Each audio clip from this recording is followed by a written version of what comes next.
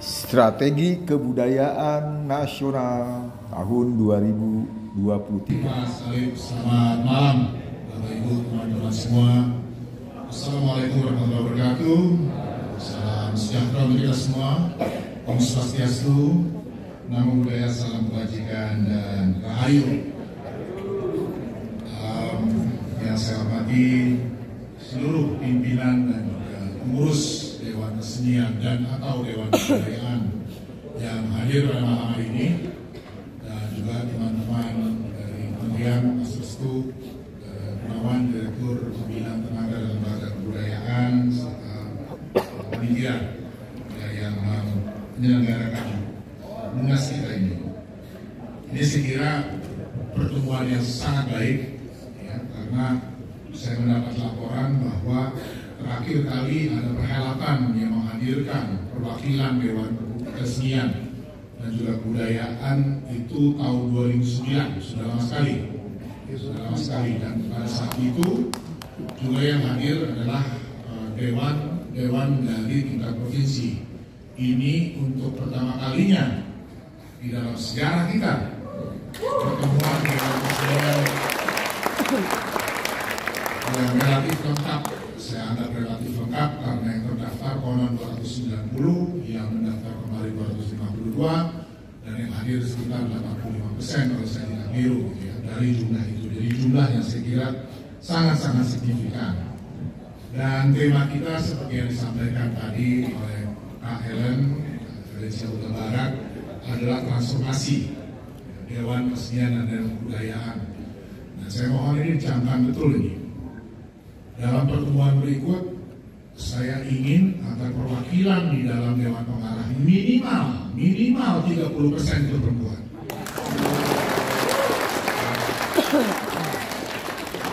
Karena kalau dia tidak terrepresentasi dengan baik, ya, Ibu kencang sekali utara. Ya. Karena kita bicara tentang kebudayaan yang inklusif, kita bicara tentang adanya representasi dari semua kalangan. Kalau tidak bisa berlaku adil di dalam urusan ini, jangan bicara tentang kebudayaan. Itu yang pertama. Nah, hal yang saya kira diingatkan tadi juga bahwa kita ingin agar Dewan Kesenian dan atau Dewan Kebudayaan kita ini menjadi bagian dari ekosistem pemajuan kebudayaan, ya. Menjadi bagian dari ekosistem pemajuan kebudayaan, jadi tempatnya itu tentu juga menjadi sangat-sangat penting.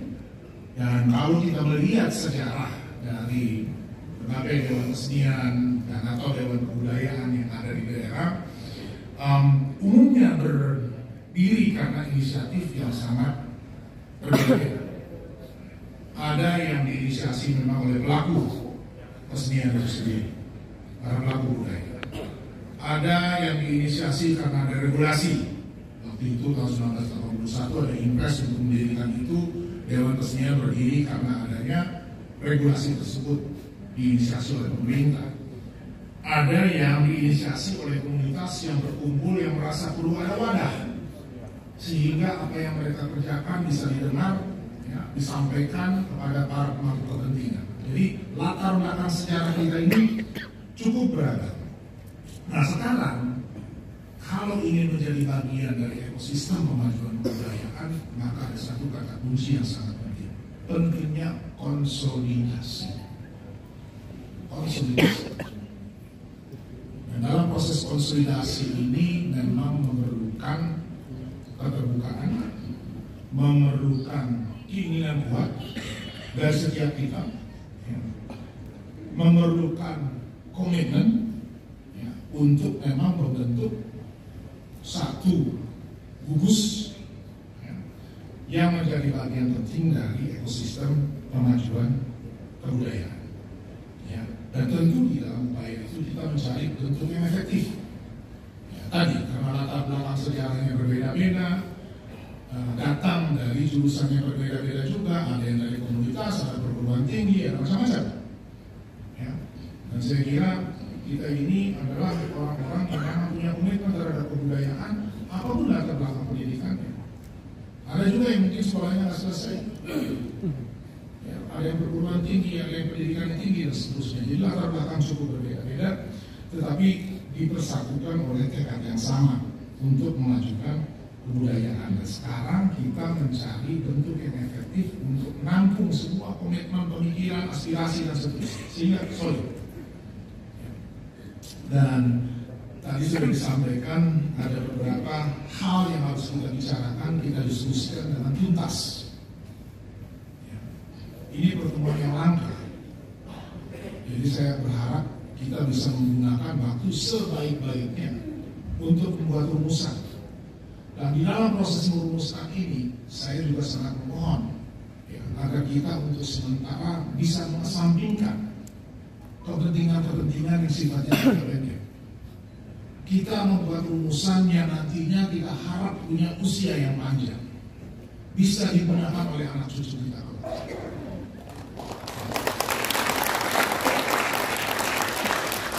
Jadi visi yang semacam ini yang kita perlukan di dalam pertemuan dalam musyawarah nasional ini. Dan saya mencatat tadi dari Kak Ellen ada beberapa hal yang mungkin penting dan saya mungkin ingin menggarisbawahi dalam kesempatan ini. Pertama mengenai istilah penamaan yang kita gunakan. Dewan Kesenian, Dewan Kebudayaan, Dewan Kesenian dan Kebudayaan, ya, apa sebetulnya format yang kita inginkan? Dan ini bukan hanya sekedar nama. Nama itu mencerminkan tugas fungsi ya, dari dewan yang kita inginkan. Apakah dia masuk di dalam kesenian sebagai bagian dari upaya kemajuan kebudayaan? Apakah dia mengurus kebudayaan secara umum seperti yang diatur di dalam Undang-Undang 11 tahun 2010, Undang-Undang Nomor 5 tahun 2017, Undang-Undang Nomor 33 tahun 1999, dan seterusnya. Apakah seluas itu? Atau secara spesifik memang menangani urusan sendiri. Ini hal pertama yang saya kira perlu kita putuskan di dalam pertemuan ini. Ya, kita punya waktu cukup, ya, mudah-mudahan untuk mendiskusikan secara mendalam. Ya, saya kira nanti kita masing-masing akan bertolak dari pengalaman pengetahuan yang ada. Inilah gunanya kita bertemu, ya, mencari rumusan yang terbaik. Ya, masing-masing pilihan punya konsekuensi. Saya nggak bilang A lebih baik daripada B. Ya, saya tidak bilang Dewan Kesenian lebih baik daripada Dewan Kebudayaan atau sebaliknya. Ya, tetapi ini pilihan yang nantinya akan memiliki konsekuensi. Ya, apa yang sebenarnya ingin kita tangani? Hal pertama. Hal kedua kemudian menyangkut tugasnya dan juga fungsinya. Dewan kita ini ingin berperan apa? Di mana? Dan apa yang mau dia lakukan? Apakah misalnya Dewan ini juga terlibat sebagai pelaksana kegiatan, ataukah dia menjadi lembaga yang justru bisa merumuskan kegiatan semacam apa yang harus diadakan? Dua hal berbeda ini. Ya, dua hal berbeda. Kalau dia terlibat dalam kegiatan, dia sendiri mengambil bagian, menjadi pelaku dan seterusnya, ya, maka punya konsekuensi tertentu. Tapi kalau dia memainkan peran lebih di tingkat kebijakan, ingin memastikan representasi dari macam-macam ekspresi budaya yang ada di daerah dan seterusnya, dan kemudian memfasilitasi orang lain untuk melakukan. Ya. Ini hal kedua yang saya kira juga sangat penting untuk kita putuskan. Ini adalah pilihan yang nantinya kita harap dari para narasumber akan kita peroleh informasi tentang apa implikasinya secara formal, secara hukum, secara dan seterusnya. Sehingga keputusan yang kita buat nanti itu juga betul-betul bisa berkualitas. Hal ketiga adalah siapa yang duduk di dalam Dewan Kesenian. Ya. Dan itu akan terkait dengan soal yang kedua tadi. Apakah dia pelaksana kegiatan ataukah dia membuat kebijakan agar orang lain bisa melaksanakan kegiatan dengan efektif. Ya. Dalam konteks seperti itu tentu menjadi penting bagi kita untuk berpikir siapa yang harus duduk di dalam dewan-dewan kita. Apakah para pelaku kesenian itu sendiri yang duduk di dalamnya? Apakah orang-orang yang merepresentasi masyarakat kita sehingga kebijakan yang keluar dari dewan tersebut berkualitas, ya, dan kemudian mengarahkan seluruh kegiatan-kegiatan kesenian dan kebudayaan itu. Ini juga pilihan.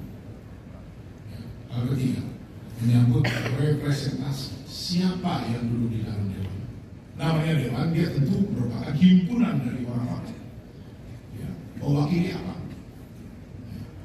Mungkin di dalam proses kita membentuk dewan kesenian, dewan kebudayaan di daerah kita masing-masing, ya, hal ini belum sempat didiskusikan secara tuntas karena yang penting ada dulu, ya, dia terrepresentasi dulu. Tetapi sekarang waktunya untuk mengkonsolidasi, ya, berdasarkan pengalaman-pengetahuan kita dan mencari bentuk yang efektif, sehingga dia betul-betul sungguh-sungguh bisa menjadi bagian dari ekosistem. Ketiga, hal keempat, ini terkait dengan kelembagaan. Saya kira sekarang ini kedudukan dari Dewan Kesenian atau Dewan Kebudayaan di masing-masing daerah kita ini juga sangat bervariasi. Ada yang punya kedudukan cukup mantap, ya, saya tidak tahu, mungkin dibentuk melalui peraturan kepala daerah. Ya. Ada yang mungkin tidak terlalu selaras dengan pimpinan daerahnya, ya. Banyak sekali kepalanya mungkin saya lihat. Semua Pak. Jadi bervariasi. Kita punya kondisi masing-masing daerah kita bervariasi. Untuk memastikan bahwa dia kelak akan menjadi bagian penting dari ekosistem kemajuan kebudayaan, harus diatur. Ya, harus diatur. Apa posisinya? Ya, siapa yang menetapkan? Dan ini kita masuk ke hal-hal yang sangat teknis. Dan lagi, saya kira yang datang di sini adalah orang yang sudah akan asam garam, kehidupan asam garam di dalam kemajuan kebudayaan, tentu sudah punya pengalaman bijak untuk secara bijak menentukan bagaimana caranya kita membentuk dewan itu, siapa yang duduk di dalamnya dan bagaimana cara memilihnya. Dan semua ini pada akhirnya harus dituangkan di dalam ketentuan kelembagaan yang jelas. Dan ingat, kita bekerja bukan untuk kita hari ini, kita bekerja untuk masa depan kebudayaan. Jadi tanggung jawab, ya, di dalam forum ini, di dalam musyawarah nasional kita ini sangat besar. Ya, jadi kesungguhan, komitmen sekali lagi dari semua yang hadir, ini betul-betul saya ingin kerahkan yang terbaik yang ada di dalam diri kita masing-masing untuk kepentingan bersama ini. Jadi keempat tadi soal kebudayaan. Kelima, ini menyangkut keuangan dan pendanaan. Bagaimana caranya membiayai, ya, kegiatan dan kerja dari dewan-dewan ini? Dari mana datangnya? APBN? Kalau iya, di bawah apa itu? Kita tahu kondisi di berbagai daerah ini juga dalam urusan seperti ini juga bervariasi. Ya, ada dewan-dewan yang membidangi kebudayaan, nggak usahlah untuk bikin kegiatan yang lain-lain. Ya, untuk dia bertahan hidup saja sudah sulit. Ya, betul. Apalagi mau membiayai Kegiatan. kerja dari dewan kesenian atau dewan kebudayaan yang nantinya akan mengontrol pekerjaan dia. Ya. Jadi ini soal yang mesti kita pikirkan. Dan saya kira ada perwakilan dari dinas di sini ya. Boleh angkat tangan? Nggak usah ragu-ragu Pak. Ada ya, teman-teman kita dari dinas hadir lah. Kalau kita juga hadir. Ya. Yang saya kira bisa share kepada kita. Ya. Apa sih problem yang selama ini dihadapi dalam hubungan dengan dewan kesenian? Kenapa? Ya, kita nggak mau mencari kesalahan di sini, kita mau mencari jalan keluar, kita mau mencari solusi, mencari format yang terbaik sehingga kerjasama di antara semua elemen di dalam ekosistem kemajuan kebudayaan bisa terjadi. Itu yang kita tuju. Ya, jadi semangatnya ini adalah semangat persaudaraan. Ya. Bukan untuk bersaing saya paling hebat, sudah tahu lah kata-kata. Nggak perlu ceritakan lagi saya beli kayak itu. Yang perlu sekarang adalah kesatuan hati, kesatuan tekad dan pikiran untuk mencari formula. Saya tidak betul. Mengapa saya bertanya-tanya soal ini? Karena langka ini pertemuan. Masa Republik kita itu kalau ada musyawarah nasional menghadirkan dewan-dewan kebudayaan, aneh sekali. Jadi ya, ini saya kira momen yang sangat tepat, momen yang sangat baik ya, untuk memastikan semua terjadi.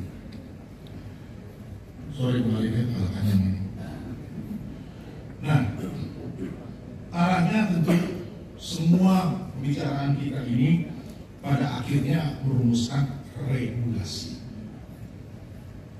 Ya, regulasi ini berarti kebijakan. Silahkan yang dipikir terbaik itu apa? Peraturan presiden kah? Peraturan dari menteri kah? Atau apa sehingga dia bisa memberikan bobot kelembagaan yang diperlukan untuk menjalankan misi. Ya, saya kira besok akan ada teman-teman dari Kemdagri, ya, dari Kemenpan-RB yang membantu kita untuk memikirkan soal itu. Ya, apa regulasi yang paling tepat? Nah, soal regulasinya mungkin itu proses birokratik.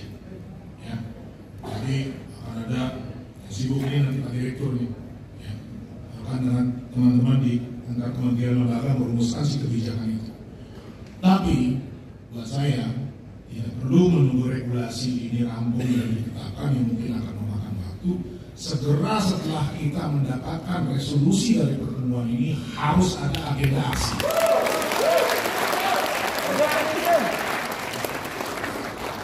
Jadi jangan nanti musyawarah nasional isinya adalah ya merekomendasikan adanya kebijakan, nggak usah kumpul kalau itu. Ya, kalau mau kumpul sudah harus jelas bikin agenda aksinya. Dan ini adalah masa yang saya kira sangat krusial di dalam perjalanan kita, ya, tahun politik, ya. Dan tahun politik ini lumayan besar karena kita memilih presiden, kita memilih lembaga legislatif, yaitu DPR RI, DPR provinsi, DPR kabupaten kota serentak. Dan bulan September atau Oktober kalau saya nggak keliru nanti akan ada pilkada juga serentak. Dan apa yang terjadi di dalam proses pemilihan seperti ini? Dalam proses pemilihan seperti ini, ya, semua orang akan berlomba membuka diri untuk mendapatkan dukungan. Ya. Dan tidak ada kesempatan lebih baik ya, untuk sekarang ini menyatakan tentang pentingnya kebudayaan dalam kehidupan kita. Kita tidak menunggu orang baik untuk berbuat baik, tapi saya kalau boleh berpesan, kirimlah pesan sekuatnya untuk memastikan bahwa kebudayaan ini harus dilaksanakan, kemajuan kebudayaan ini harus dilaksanakan.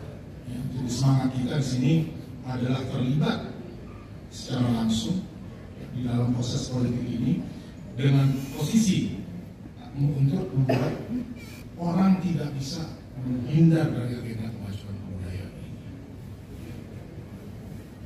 Dan membuat orang tidak bisa menghindar dari agenda kemajuan kebudayaan ini adalah tidak lain caranya adalah dengan menyatakan bahwa dia memang penting.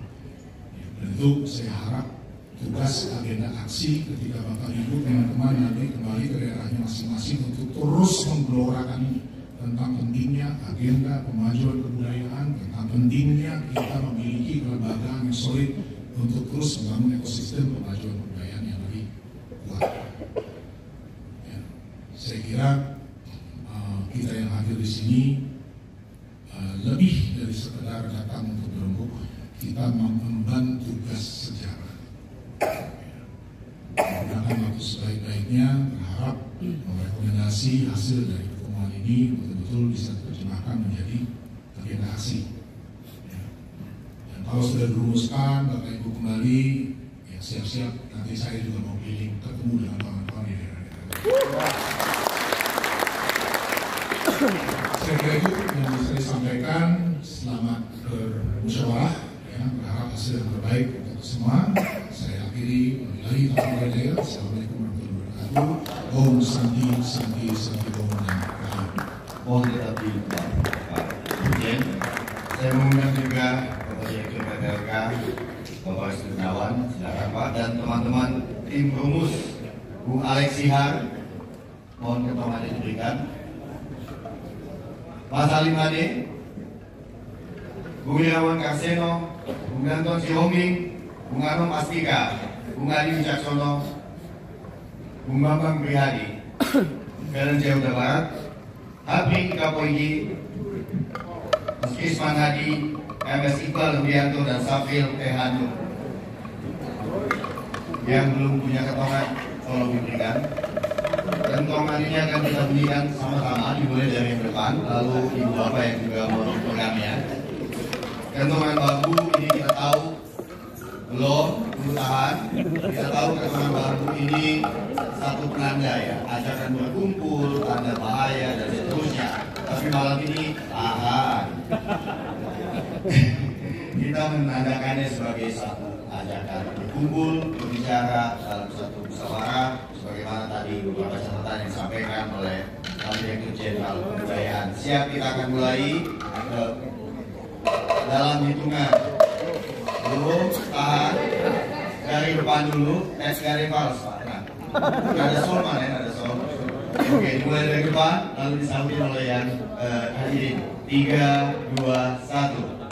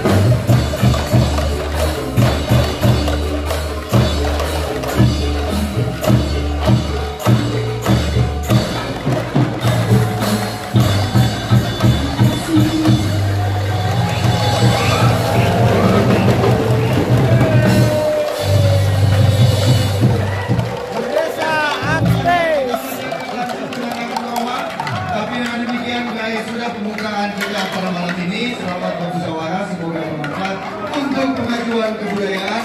Terima kasih juga untuk Bapak Direktur Jenderal Kebudayaan yang jam. Itu honorer betul. Baik ya. Gimana caranya? Banyak ruang-ruang juga yang tidak dimanfaatkan secara optimal. Satu, rapat kerja kepala daerah itu minimum setahun 2 kali. Rapat kerja gubernur seluruh Indonesia, rapat kerja bupati seluruh Indonesia, rapat kerja. Pertanyaannya apa yang dibicarakan? Infrastruktur, growth ekonomi, kemiskinan, stunting, dan seterusnya. Ada nggak aspek budaya singgung di sini? Satu. Apakah yang bodoh yang bikin skenario tidak? Atau kurang menyadari hal itu? Jadi jangan dikira pembuatan juga tahu mana yang bikin belakang. Ini contoh konkret.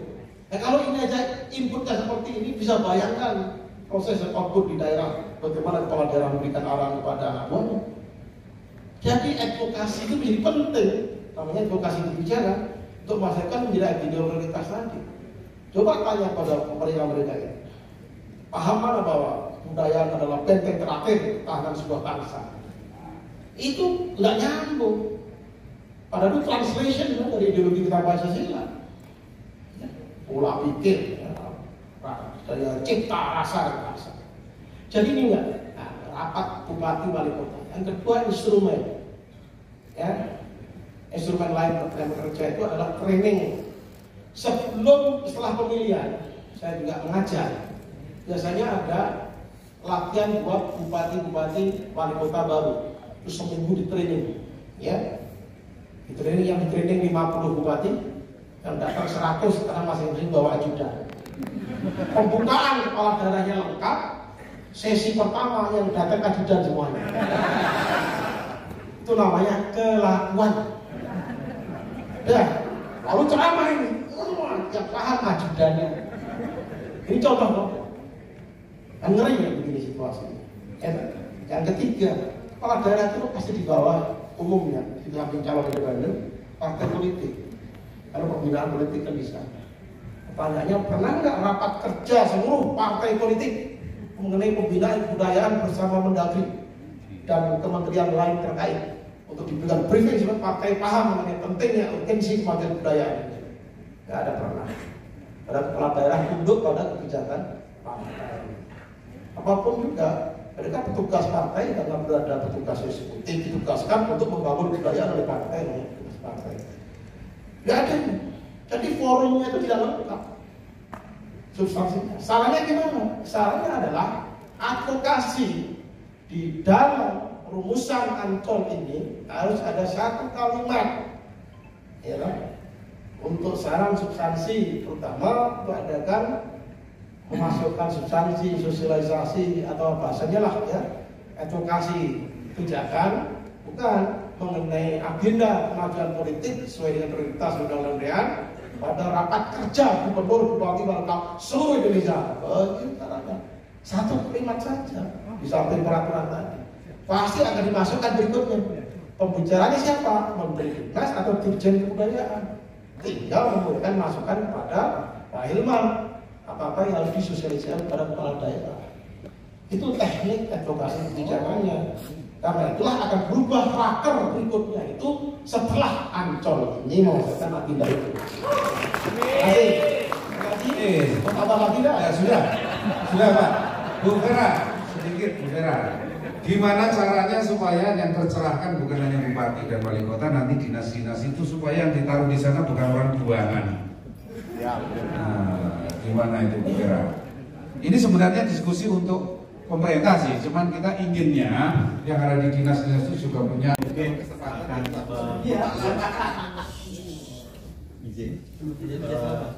ingin mengklarifikasi beberapa hal dalam saya Taufik Razen yang rumus Kongres Kebudayaan yang buat maklumat kemarin. Jadi pertama perlu diingat bahwa Kongres kemarin itu Kongres Kebudayaan, dan pada saat itu saya dipanggil nih oleh teman-teman tuh di Sandra ya, tentang penyelenggaraan musyawarah ini, saya kira. Jadi ini betul-betul hasil usaha yang aktif ya, artikulatif dari teman-teman seniman untuk melakukan sendiri. Nah, saya ingin menjelaskan beberapa hal. Pertama, Kongres Kebudayaan itu atau Dirjen itu tidak memandatkan kita akan memilih Dewan Kebudayaan atau Dewan Kesenian. Itu betul-betul terserah, tapi informasi itu harus jelas semuanya karena ada konsekuensinya. Ya, ada konsekuensinya itu dari. Nah, karena itu perlu coba Anda baca juga di maklumat itu ada poin ke-9. Jadi kan kita ini ke poin ke-5 anunya. Poin ke-9 itu adalah mengatakan melihat perkembangan situasi ini, dan kita sudah menduga memang akan terjadi polemik Dewan Kesenian, Dewan Kebudayaan ini itu membentuk apa yang disebut cultural observatory. Jadi semacam balai amatan pemajuan kebudayaan. Kenapa? Karena tradisi cultural center, art council di seluruh dunia juga itu sudah mundur semuanya. Dulu memang kenapa munculnya Dewan Kesenian, Art Council itu fenomena kota, fenomena urban sebenarnya. Itulah kenapa Jakarta itu selalu menjadi rujukan. Jadi, tapi kemudian sekarang di UNESCO pun yang disebut sebagai Art Council, Cultural Center itu sudah mundur diganti dengan pola Cultural Observatory. Jadi sama kan, tadi transformasi pada aspek digital dan munculnya globalisasi. Jadi sudah diantisipasi sebenarnya aspek itu. Kalau saya lihat perkembangan yang ada, itu sebenarnya sah saja mau ada Dewan Kesenian, Dewan Kebudayaan, itu nggak akan masalah itu. Tetapi kita harus melihat rujukan-rujukannya. Hampir semua Dewan Kesenian ini kan banyak yang ingin merujuk pada Mendagri yang tahun 93 itu, yang tadi Pak Sony mengatakan itu sudah gugur kalau dilihat berdasarkan atas ini. Dan ingat juga sekarang ini kalau dilihat dari pemerintahan dalam 10 tahun terakhir ini, 9 tahun terakhir ini, mereka membuat tentang Menko pemajuan pembangunan manusia dan kebudayaan, PMK itu kelihatan bahwa ini pertama kali itu masuk di dalam kebijakan sebenarnya.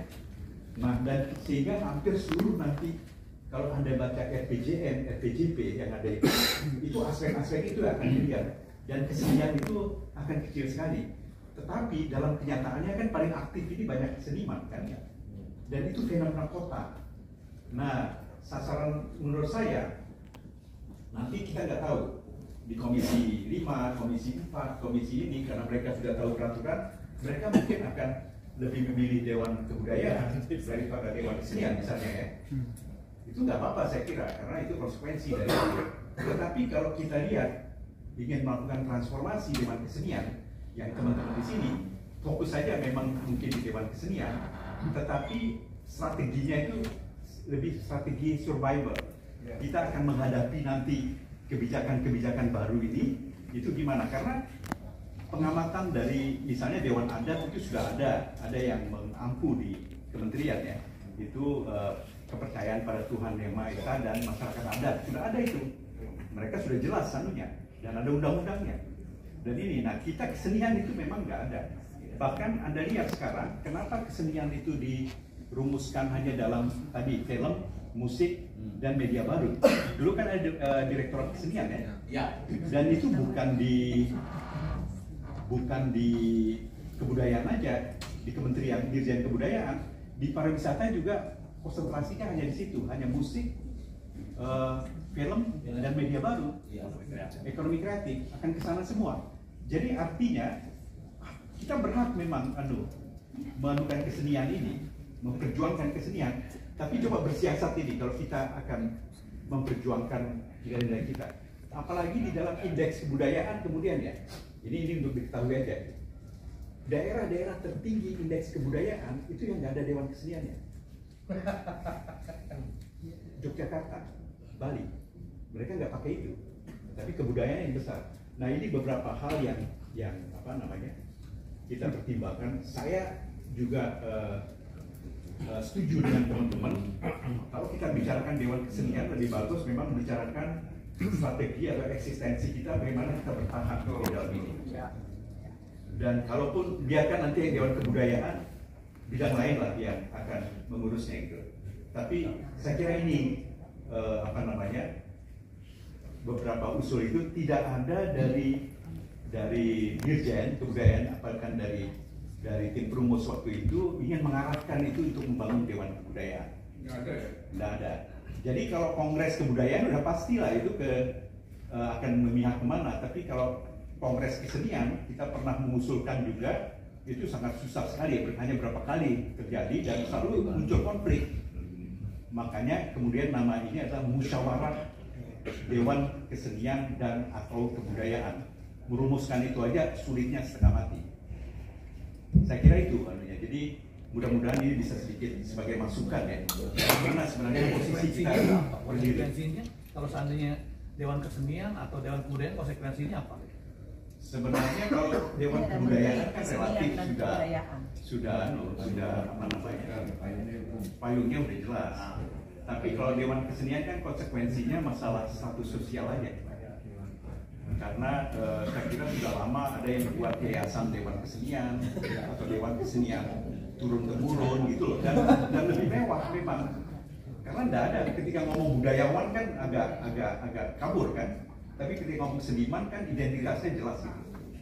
Itu aspek sosial dan kita pahami masalah itu. Karena itu maksimal yang bisa dianu, tolong dilihat pada poin ke-9 itu Badan Amatan Pemajuan Kebudayaan.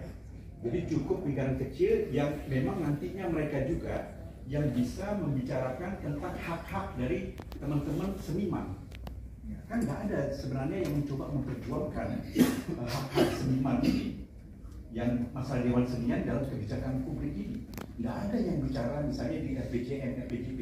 Anda buka ya, baca semua itu nggak ada. Nah, yang masuk ke sana itu para gerilyawan sebenarnya, yang menjadikan kebudayaan itu sebagai prioritas nasional. Di dalam sejarah kita tidak ada.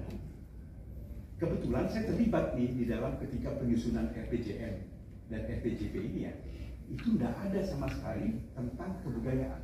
Kalimatnya, kebudayaan itu dikaitkan dengan karakter dan budi pekerti sebenarnya. Makanya kemudian muncul isu revolusi mental, kemudian terkaitkan dengan kebudayaan lebih luas, sehingga Menko-nya itu diganti menjadi pembangunan manusia dan kebudayaan. Jadi status kita, reposisi kita sekarang sudah jelas, sangat tahu. Nah, yang kedua, kenapa ada istilah transformasi?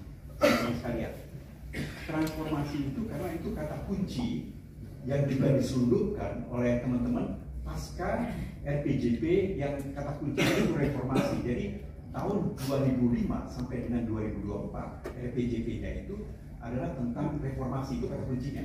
Karena masa reformasi kan. Makanya kenapa ada reformasi birokrasi ada ini. Tetapi yang ke depan ini dari 2025 sampai dengan 2045 itu kata kuncinya adalah transformasi.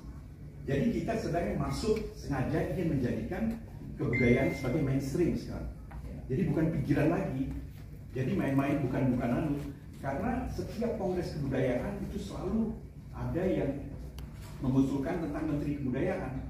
Selalu itu Kementerian Kebudayaan. Tapi kenapa enggak pernah disetujui ya? Bahkan undang-undang sekarang sudah ada, sudah ada. Harusnya ada, tapi kenapa enggak? Jadi kita berhadapan dengan pandangan lebih luas sebenarnya yang ada di partai politik, yang ada di MPR, DPR itu tentang kebudayaan yang mereka nggak lihat, karena mereka melihat wah kebudayaan ini hanya para seniman nih, yang ribet aja terus. Ngapain kita? Kesan saya gitu. Kesimpulannya gini, apakah Dewan Kebudayaan, Dewan Kesenian itu sama aja sebenarnya? Boleh aja, tapi ada kota-kota yang sangat ya, misalnya Jakarta atau Aceh tadi itu tentang Dewan Kesenian itu sama dengan Yogyakarta, Bali itu nggak ada Dewan Kesenian dia memang anukan Dewan Adat ya, yang lebih kuat itu. Dan ini yang menunjukkan indeks kebudayaannya tinggi semua. Dan yang dapat indeks kebudayaan tinggi ada konsekuensi anggaran di situ. Nah kasihan yang misalnya lemah. intervensi yang dilakukan oleh Dirjen justru sebaliknya, yang indeks kebudayaannya rendah itu yang akan disalurkan dana dari dana Indonesiana. Nah ini aja untuk beberapa kata kunci yang dilakukan. Tapi kalau misalnya pariwisata, sebaliknya dia mikir yang indeks kebudayaan yang tinggi, nah itu yang baru dikasih pendanaan. Sebaliknya, karena dia melihat ini investasi. Teman-teman ini bisa jadi pertimbangan, okay? Sebenarnya dua-duanya itu bisa sebenarnya, tetapi harus kita lihat dalam konteks lebih luas. Terima kasih. Oke, Strategi kebudayaan. Ini sudah tahu langkah-langkah selanjutnya yang harus kita lakukan bersama. Untuk mempersingkat waktu, saya persilakan dari perwakilan fasilitator dari 5 komisi, kita mulai saja dari Komisi 1 untuk membacakan notula. Jadi notula itu adalah bentuk ringkas dari transkrip sidang komisi yang sudah kita jalankan. Saya persilakan Mas Bambang untuk membacakan notula dari Komisi 1.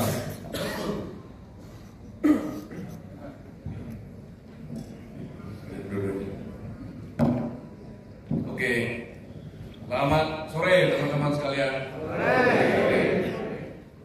Kita akan langsung saja membacakan notula dari sidang Komisi 1. Sekali lagi, ini berangkat dari hasil akomodasi Komisi 1 itu.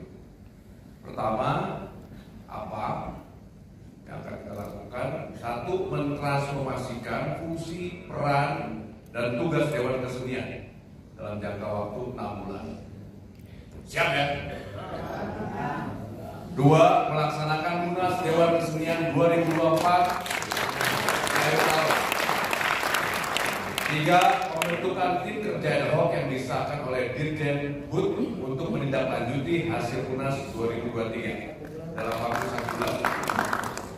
4, mendesak pembentukan dinas kebudayaan di setiap daerah secara terpisah kepada Kemendagri. Ini dalam waktu rentang 3 bulan ke depan. 5, mengusulkan anggaran transformasi Dewan Kesenian kepada Kemendikbudristek. Apa saja nanti yang akan melakukan ini, yang mengawal dan seterusnya ya. Itu kan siapa? Pertama adalah tentunya pengurus Dewan Kesenian, yang akan kita lakukan tadi. 2, pelaku dan komunitas kesenian. 3, dinas kebudayaan, dan 4, DPRD. Kapan itu? Nah di sini sudah ada juga. Pertama, bagaimana dan kapannya? Pertama kita akan menyesuaikan nama, tujuan, fungsi, tugas, dan wewenang Dewan Kesenian sesuai Munas. Jadi dalam 6 bulan ke depan kita mulai mensosialisasikan ke dalam organisasi kita masing-masing. Yang kedua, melaksanakan sosialisasi hasil Munas ke Kemendagri untuk mengkoordinasikan dengan para kepala daerah dalam 1 tahun ke depan. Kira-kira gitu ya, sampai nanti bayangannya adalah Munas, dari Munas itu kita bisa lakukan evaluasi. Saya kira itu, terima kasih.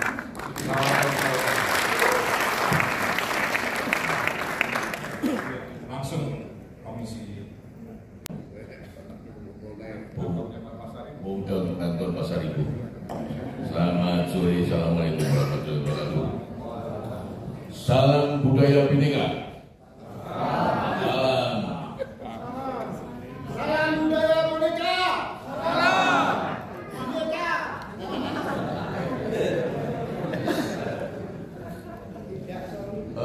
Ini notula sidang Komisi 2 itu nanti akan pokok-pokoknya saja, tapi versi lengkapnya nanti akan dicantumkan di dalam ambil.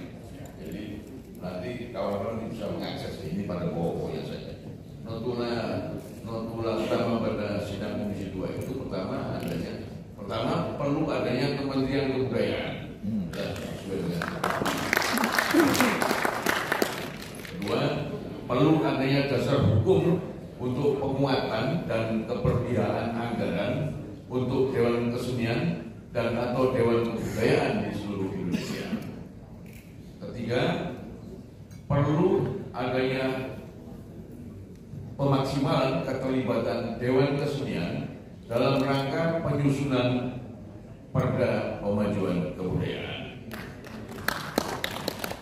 Berikutnya siapa yang melaksanakan? Pertama adalah pimpinan daerah di wilayah masing-masing. Kedua, presiden terpilih. Semoga yang terpilih nanti benar-benar presiden ya. Semoga kita hanya bisa berdoa. Semoga yang terpilih presiden. Amin. Ketiga, Dewan Kesenian Kabupaten Kota atau Provinsi. Keempat, tim SC dan perumus Munas Kongres Dewan Kesenian dan atau Dewan Kebudayaan Indonesia 2023. Terakhir soal timeline, soal bagaimana dan kapan dilakukan. Pertama, membentuk tim kerja regional dan nasional yang merepresentasikan Dewan Kesenian se-Indonesia dalam kurun 3 bulan pasca Munas Dewan Kesenian dan atau Dewan Kebudayaan Indonesia. Kedua, melakukan konsolidasi Dewan Kesenian Kabupaten garing Kota untuk membentuk Dewan Kesenian di tingkat provinsi. Ketiga, melakukan sosialisasi kepada pimpinan daerah dan publik seni di wilayahnya masing-masing. Keempat, terakhir, mendorong terbentuknya Kementerian Kebudayaan Indonesia dan terbitnya regulasi yang memperkuat eksistensi Dewan Kesenian di seluruh Indonesia. Salam budaya Bhinneka, bukan boneka, Bhinneka. Terima kasih Mas Kris. Selanjutnya Komisi 3 diwakili oleh Alfianti Arman. Silakan Kakak Vivi. Mewakili fasilitator dan semua anggota Komisi 3. Berikut adalah yang menjadi rekomendasi dan keputusan dari Komisi 3. Yang pertama mengenai apa yang dibahas di dalam transformasi tata kelola transformasi organisasi, yaitu itu adalah reposisi peran Dewan Kesenian dalam perencanaan, pengawasan, evaluasi dan advokasi kebijakan pemajuan kebudayaan. Kemudian yang kedua, menentukan standar kompetensi anggota Dewan Kesenian yang sesuai dengan peran Dewan Kesenian seperti yang disebutkan di atas tadi. Dan yang ketiga adalah menyusun kode etik Dewan Kesenian yang berlaku secara nasional. Mengenai siapa yang akan, boleh bertanya.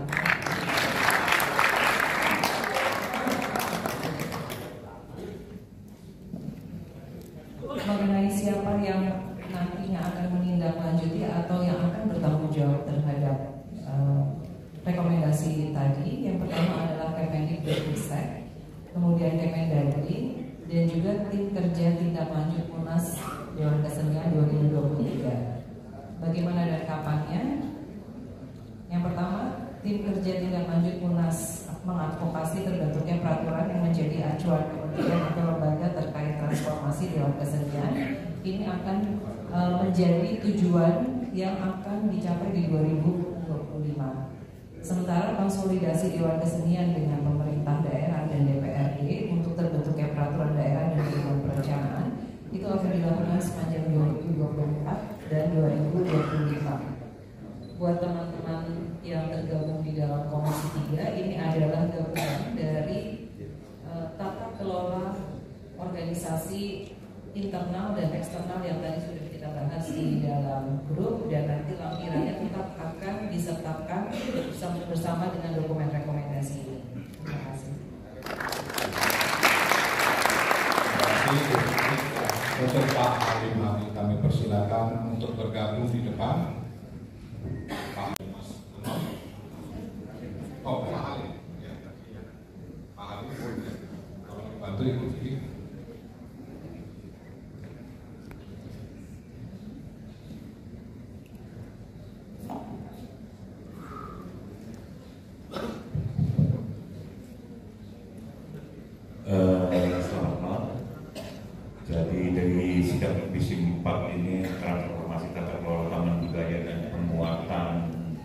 kapasitas terdapat 10 atau 9 poin. 1. Mengadvokasi berdirinya Kementerian Kebudayaan.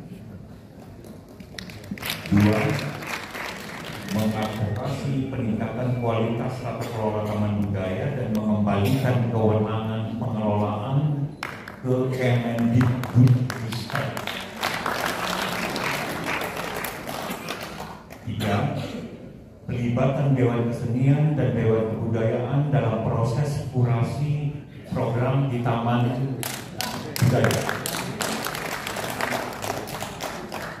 4. Mengadvokasi penyediaan ruang berkesenian dan peningkatan kapasitas pelaku seni yang merata di seluruh Indonesia, khususnya di daerah terluar, terdepan, tertinggi, dan terlupakan.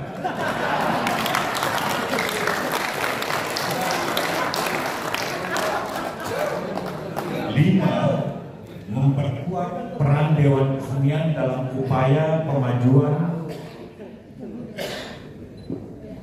kebudayaan, dan itu menjadi tanggung jawab Kemendikbudristek dan pemerintah daerah semuanya sebagai pelaku. Poin yang lain adalah mengeluarkan SKB lembaga dan kementerian terkait. Terima kasih.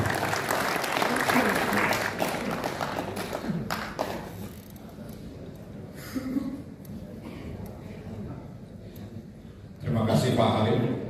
Setelah merdeka harus merdesa, adil, makmur, beradab. Manusia tanpa cita-cita mati, cita-cita tanpa kerja mimpi. Idaman yang menjadi kenyataan adalah kebahagiaan. Salam Merdesa Art Space. Merdesa, adil, makmur, beradab.